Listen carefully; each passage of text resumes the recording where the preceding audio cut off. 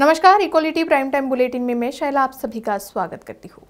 आइए देखते हैं प्राइम टाइम बुलेटिन में कुछ प्रमुख खबरें। कांग्रेस अध्यक्ष सोनिया गांधी ने आज सरकार से ICDS कार्यक्रम के तहत गर्म और पका हुआ भोजन और मिड डे मील को भी फिर से शुरू करने के लिए कहा है। उन्होंने कहा कि कोविड-19 महामारी के कारण 2 साल से स्कूल बंद होने के बाद छात्रों ने अब दोबारा शारीरिक कक्षाओं में भाग लेना शुरू कर दिया है। लोकसभा में बच्चों, गर्भवती महिलाओं और माताओं को पौष्टिक भोजन उपलब्ध कराने के बारे में बोलते हुए सोनिया गांधी ने उस योजना को फिर से शुरू करने की मांग की, जिसके तहत बच्चों को गर्म पका हुआ भोजन मिलता है। उन्होंने कहा कि यह उन लोगों को आकर्षित करने में भी मदद करेगा जो महामारी के दौरान स्कूलों से बाहर हो गए थे। आगे सोनिया गांधी बोली कि महामारी शुरू होने के बाद से हमारे बच्चों को, जो हमारा भविष्य है, उन्हें सबसे ज्यादा नुकसान हुआ है। देश की सभी संस्थाओं में से स्कूल ही सबसे पहले बंद हुए थे और सबसे आखिर में खुले हैं। जब स्कूल बंद हुए थे तो मिड डे मील की व्यवस्था भी रुक गई थी। तो ये राष्ट्रीय फूड सिक्योरिटी एक्ट को और सुप्रीम कोर्ट के आदेश थे, जिनके कारण लोगों को सूखा राशन दिया गया।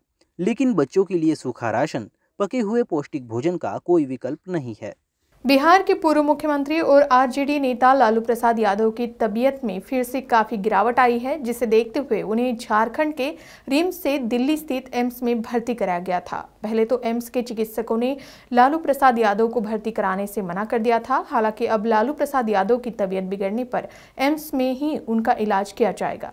इसी मसले को लेकर लालू यादव के बेटे और RJD नेता तेजस्वी यादव ने मीडिया माध्यमों को जानकारी दी। रिम्स में जो इन्फेक्शन जो था, क्रिएटिन की जो मात्रा थी लगभग 4.5 था। जब दिल्ली पहुंचे, जब टेस्ट लिया गया तो वो क्रिएटिन जो इन्फेक्शन जो है वो 5.1 हो गया, यानी बढ़ गया।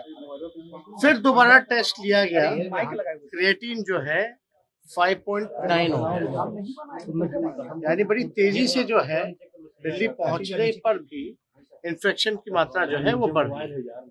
अभी आदरणीय लालू जी जो है एम्स में है, उनका इलाज चल रहा है। दिल्ली MCD चुनाव को लेकर बीजेपी और आम आदमी पार्टी के बीच अभी से सियासी जंग शुरू हो गई है। ऐसे में दिल्ली में फिल्म नायक के अनिल कपूर की याद दिलाने वाला एक किस्सा सामने आया है। दरअसल एक आप पार्षद ने खुद नाले में उतरकर उसकी साफ सफाई की, जिसके बाद इस पार्षद को दूध से नहलाया गया। पंजाब विधानसभा चुनाव में ऐतिहासिक जीत दर्ज कर पहली बार सरकार बनाने वाली आम आदमी पार्टी ने अब दिल्ली में इसी साल होने वाले MCD चुनाव की तैयारी शुरू कर दी है। वार पलटवार के बीच मंगलवार को इस सियासत का एक नया रंग रूप हमें देखने को मिला। दरअसल पूर्वी दिल्ली के आप पार्षद हसीबुल हसन ने शास्त्री पार्क में सीवेज के ओवरफ्लो होने वाले नाले में छलांग लगा दी और उसकी साफ सफाई करने लगे। इसके बाद लोगों ने हबीबुल हसन को दूध से नहलाया। पार्षद को खुद नाले की सफाई करते देख वहां भीड़ लग गई। कुछ लोग वीडियो भी बनाने लगे, जो बाद में सोशल मीडिया पर शेयर किए गए। इसके बाद पार्षद बाहर निकले तो पूरी तरह गंदगी में सने हुए थे। इसके बाद उनके समर्थकों द्वारा दूध मंगवाया गया और उन्हें नायक फिल्म के अनिल कपूर की तरह नहलाया गया। इसका वीडियो सोशल मीडिया पर वायरल हो रहा है। जहां फिल्म में और वास्तविकता में अंतर होता है, वहीं अगर किसी फिल्म का दृश्य वास्तविकता में बदले और वो लोगों की भलाई से जुड़ा हो तो आम जनमानस का आकर्षित होना स्वाभाविक है। दिल्ली के अलग अलग इलाकों में झुग्गी झोपड़ियों में रह रहे लोगों को जल्द ही अब पक्के मकानों की सौगात मिल सकती है। दरअसल दिल्ली के मुख्यमंत्री अरविंद केजरीवाल ने इसको लेकर दिल्ली सचिवालय में अधिकारियों के साथ एक उच्च स्तरीय बैठक की। इस बैठक में जहां झुग्गी वही मकान बनाने को लेकर चर्चा की गई। दिल्ली सरकार चरणबद्ध तरीके से झुग्गियों में रह रहे करीब 78,000 परिवारों को पक्के मकानों में शिफ्ट करेगी। पहले चरण में करीब 16,000 परिवारों को शिफ्ट किया जाएगा। इस दौरान मुख्यमंत्री अरविंद केजरीवाल ने चल रहे मौजूदा प्रोजेक्ट्स को हर हाल में 3 साल के अंदर पूरा करने के सख्त निर्देश दिए हैं, ताकि झुग्गियों में जीवन यापन करने को मजबूर परिवारों को जल्द से जल्द पक्का मकान देकर उन्हें एक सम्मानजनक जिंदगी दी जा सके। पंजाब के नए मुख्यमंत्री भगवंत मान का कहना है कि उनकी सरकार में भ्रष्टाचारियों पर कड़ी कार्रवाई होगी। उन्होंने कहा है कि भ्रष्टाचार रोकने के लिए वे स्वयं सक्रिय रहेंगे। इसके लिए उन्होंने एक एंटी करप्शन हेल्पलाइन शुरू कर दी है। इस नंबर पर कोई भी राज्यवासी भ्रष्टाचार से जुड़ी शिकायत सीधे CM को कर सकता है। मुख्यमंत्री भगवंत मान ने 9501200200 मोबाइल नंबर बताया है, जिस पर आप संपर्क कर सकते हैं। इस बारे में आज मान ने कहा कि ये हमारा नंबर है। अगर आपको कोई रिश्वत मांगने के लिए कहता है, आप मना मत करना, बल्कि उसकी रिकॉर्डिंग करके इस नंबर पर साझा कर देना। उसके बाद और जानकारी हम तक पहुंच जाएगी। फिर हम बताएंगे कि भ्रष्टाचार की सज़ा क्या होती है। यह भ्रष्टाचार अब बर्दाश्त नहीं होगा। उन्होंने कहा कि इसके लिए मुझे आप लोगों से समर्थन की ज़रूरत है। कृपया सहयोग ज़रूर दें। भगवंत मान ने पंजाब के 17वें मुख्यमंत्री के रूप में कार्य करते हुए विगत 17 मार्च को ऐलान किया था कि उनकी सरकार 23 मार्च को राज्य की भ्रष्टाचार रोधी हेल्पलाइन नंबर जारी करेगी, ताकि लोग भ्रष्ट अधिकारियों को बेनकाब कर सके। मुख्यमंत्री ने जोर देते हुए कहा कि वह राज्य में भ्रष्टाचार मुक्त सरकार सुनिश्चित करेंगे।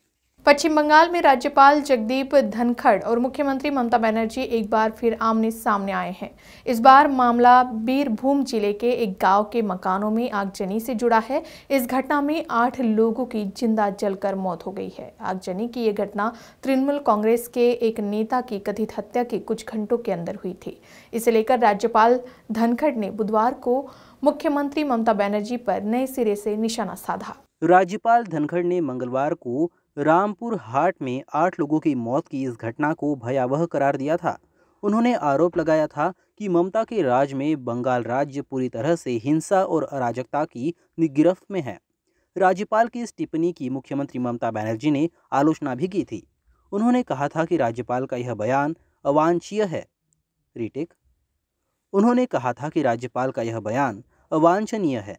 इसके बाद बुधवार को राज्यपाल धनखड़ ने ममता बनर्जी को 3 पेज का पत्र लिखकर जवाब दिया।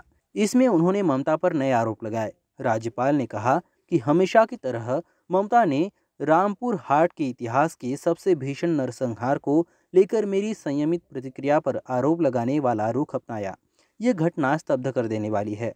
राज्यपाल ने कहा, इस नरसंहार की तुलना कई लोग राज्य में कुछ साल पहले हुई घटनाओं से कर रहे हैं, जब ममता विपक्ष में थी। इस घटना को लेकर आपने मुझ पर अवांछित बयान देने का आरोप लगाया, लेकिन जो स्थिति है उसमें मैं मूकदर्शक बनकर नहीं रह सकता।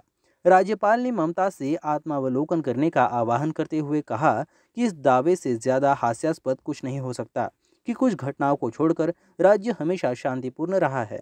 आत्मावलोकन से पता चलेगा कि आपके द्वारा उठाए गए कदम राजनीति से प्रभावित थे। प्राइम टाइम बुलेटिन में अभी के लिए बस इतना ही। खबरों की अधिक जानकारी के लिए आप बने रहिए इक्वालिटी न्यूज़ के साथ ही अन्य खबरों के लिए आज ही इक्वालिटी न्यूज़ के फेसबुक पेज को लाइक और फॉलो करें। साथ ही यूट्यूब चैनल को सब्सक्राइब करना ना भूलें।